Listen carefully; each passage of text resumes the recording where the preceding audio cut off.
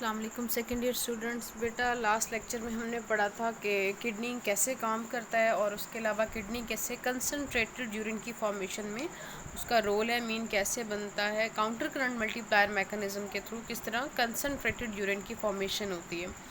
फिर हमने पढ़ा कि किडनी जो है उसके अंदर दो तरह के हार्मोन्स काम करते हैं। एक को हमने एडीएच का नाम दिया था और एक को हमने नाम दिया था एल्डोस्टेरोन का। जब हमारी बॉडी के अंदर ऑस्मोटिक जो हमारी बॉडी का बैलेंस है या हमारी बॉडी के अंदर वाटर की अवेलेबिलिटी बहुत ज़्यादा होती है तो एडीएच की इनहिबिशन हो जाती है। और जब हमारी बॉडी के अंदर वाटर अवेलेबिलिटी ज़्यादा नहीं होती तो एडीएच ज़्यादा रिलीज़ होता है। मीन्स टू से कि जो इस तरह का यूरिन बन रहा है, वेरिड कंसनट्रेशन का जो यूरिन बन रहा है किडनी बना रहा है, और किडनी के अंदर जो प्रोडक्शन है मुख्तलिफ कंसनट्रेशन ऑफ यूरिन की वो डिपेंड कर रही है वाटर की अवेलेबिलिटी के ऊपर। मीन्स अगर वाटर ज़्यादा है हमारी बॉडी के इनसाइड तो क्या होगा, अगर हमारी बॉडी के इनसाइड वाटर की अवेलेबिलिटी ज़्यादा है तो हमारी बॉडी के अंदर एडीएच हार्मोन जो है उसकी इनहिबिशन हो जाएगी। तो दैट्स वाई जो यूरिन है वो डाइल्यूटेड बनेगा। इन द अदर सेंस अगर बॉडी के पास वाटर अवेलेबिलिटी इतनी ज़्यादा नहीं है तो एडीएच हार्मोन ज़्यादा बनेगा और जो यूरिन बनेगा वो कंसनट्रेटेड बनेगा। मीन्स टू से the production of varied concentration of urine depending upon the water availability. ये किस चीज़ को एग्जिबिट कर रही है, ये एग्जिबिट ये कर रही है कि किडनी का ना सिर्फ हमारी बॉडी का के अंदर एक्सक्रीटरी रोल है, बल्कि किडनी कौन सा रोल प्ले कर रहा है, किडनी जो है वो ऑस्मोरेगुलेटरी रोल जो है उसको भी प्ले कर रहा है। उसके बाद बेटा हम देखेंगे किडनी प्रॉब्लम्स और उनके क्योर्स किस तरह होते हैं। सम टाइम अनयूजुअल सिचुएशन हो सकती है जिसकी वजह से किडनी का जो फंक्शन है वो डिस्टर्ब हो सकता है। उसमें बहुत से फैक्टर्स हैं जो किडनी के अंदर भी वो कुछ फैक्टर्स हो सकते हैं, मीन इंटरनल भी हो सकते हैं बॉडी के, या आउटसाइड बॉडी के बाहर जो है वो बहुत से फैक्टर्स ऐसे हो सकते हैं जिसकी वजह से किडनी के अंदर कुछ जो है वो सीरियस डिजीज़ किडनी की हो जाती हैं। तो सबसे जो पहली डिज़ीज़ जिसको हम कहते हैं किडनी स्टोन, बहुत कॉमन है, आप लोगों ने सुना हुआ भी होगा कि सम स्टोनी मटेरियल बन जाता है किडनी के अंदर जिसकी वजह से जो है वो यूरिन की ऑब्स्ट्रक्शन हो जाती है। यूरिनरी क्या हो जाती है, ऑब्स्ट्रक्शन। अब इसमें यूरिनरी ऑब्स्ट्रक्शन हो जाएगी जिससे जो है वो क्या होगा, कॉम्प्लिकेटेड इन्फेक्शन हो सकता है। अब स्टोन जो है वो किडनी के अंदर जो बनते हैं उनकी केमिकल नेचर डिफरेंट होती है। सम टाइम मेटाबॉलिक डिजीज़ हो सकती है, मीन के बॉडी के अंदर कुछ ऐसे कंपोनेंट हैं जो जिनकी मेटाबॉलिज्म नहीं होती है, वो अकोमुलेट होना शुरू हो जाएं तो वो जो सब्सटेंस हैं वो किडनी के अंदर जब अकोमुलेट होंगे तो वो किडनी के अंदर स्टोन में कन्वर्ट हो जाएंगे। फॉर एग्जांपल हमारे पास होता है हाइपर कैल्सीमिया।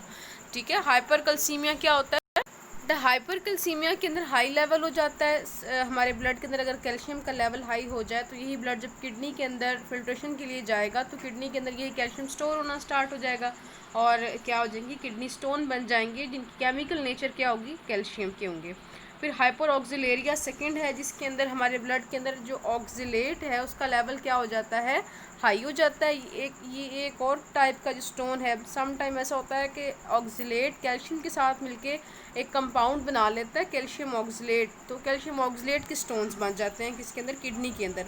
अब ऑक्सिलेट जो है वो कहाँ पे पाया जाता है, ऑक्सिलेट ग्रीन वेजिटेबल्स के अंदर पाया जाता है, टोमेटोज़ का जो होता है छिलका उसके अंदर होता है। तो ये दोनों जो ग्रीन वेजिटेबल्स और टोमेटोज़ जो हैं ये मीन हाई सोर्स होते हैं हाइपर ऑक्सिलेरिया, जिनकी वजह से जो है वो कैल्शियम ऑक्सिलेट के स्टोन्स बनते हैं। उसके अलावा जो कैल्शियम ऑक्सिलेट टाइप स्टोन्स होते हैं वो किडनी की टोटल स्टोन में उनकी परसेंटेज क्या है कि 70% पाए जाते हैं। उसके अलावा आपका एमसीक्यूज है कि कैल्शियम फास्फेट के स्टोन कितने परसेंट पाए जाते हैं, 15%, और यूरिक एसिड के स्टोन कितने पाए जाते हैं, 10% पाए जाते हैं। क्लियर हो गया। अच्छा, साल्ट्स बॉडी के अंदर इस तरह ऐसे होते हैं कि जब यूरिन फॉर्मेशन होती है तो वो प्रिसिपिटेट हो जाते हैं। साल्ट की अगर अमाउंट ज़्यादा होगी तो वो स्टोन में जो है वो कन्वर्ट। उसके बाद बेटे एक और टेक्निक है, इसको हम कहते हैं लिथोट्रिप्सी, जिसके अंदर हम नॉन सर्जिकल वे से किडनी स्टोन्स को ब्रेक करते हैं। वैसे तो किडनी स्टोन को सर्जिकली भी रिमूव किया जाता है, लेकिन अगर किडनी स्टोन को नॉन सर्जिकली रिमूव किया जाता है तो वो किस टेक्निक से किया जाता है, वो कहते हैं लिथोट्रिप्सी से। ये इसके अंदर स्टोन्स टूटते हैं कि इसके अंदर हम क्या यूज़ करते हैं, हम एक्सरेज यूज़ कर लेते हैं, शॉर्ट जो वेव्स होती हैं, अल्ट्रासाउंड जो है वो वेव्स उनको यूज़ किया जाता है। जो किडनी के अंदर स्टोन्स हैं उनको ब्रेक करने के लिए भी लिथोट्रिप्सी की जाती है। यूरेटर के अंदर अगर स्टोन्स हैं या गाल ब्लेडर में स्टोन्स हैं तो उसके लिए लिथोट्रिप्सी की जाती है। इसके सेवरल वेज हैं, मोस्ट कॉमन इसका जो टेक्निक है उसको हम कहते हैं extra corporeal shock wave lithotripsy, हम इसको क्या कहते हैं, एक्स्ट्रा, इसका आप पूरा नाम आपने याद करना है, extra corporeal shock wave lithotripsy. High concentration की एक्सरेज और अल्ट्रासाउंड जो होती हैं वेव्स, उनको एक मशीन से वो निकलती हैं बॉडी के आउटसाइड, जहाँ पे स्टोन होगा उधर उसको स्ट्राइक कराया जाता है। शॉक जो वेव्स होंगी, एक्सरेज या अल्ट्रासाउंड, वो क्या कर देंगी, वो ब्रेक कर देंगी स्टोन को, ब्रेक करके उसको सैंड या छोटे छोटे पीसेस में कन्वर्ट कर देंगी, जो बॉडी से यूरिन के अंदर ये जो सैंड या पीसेस क्या होंगे। फिर उसके बाद बेटा आता है रीनल फेलियर। बहुत से ऐसे फैक्टर्स होते हैं पैथोलॉजिकल, मीन कोई पैथोजेंस अटैक कर दें, या केमिकल नेचर जो है वो केमिकल इस तरह के बन जाए किडनी में जिससे नेफ्रॉन का स्ट्रक्चर डिस्ट्रॉय हो सकता है। मीन उसका जो ग्लोमेरुलस पार्ट है वो बहुत ही नाजुक होता है, तो वो जो है वो क्या हो सकता है, डिस्ट्रॉय हो सकता है।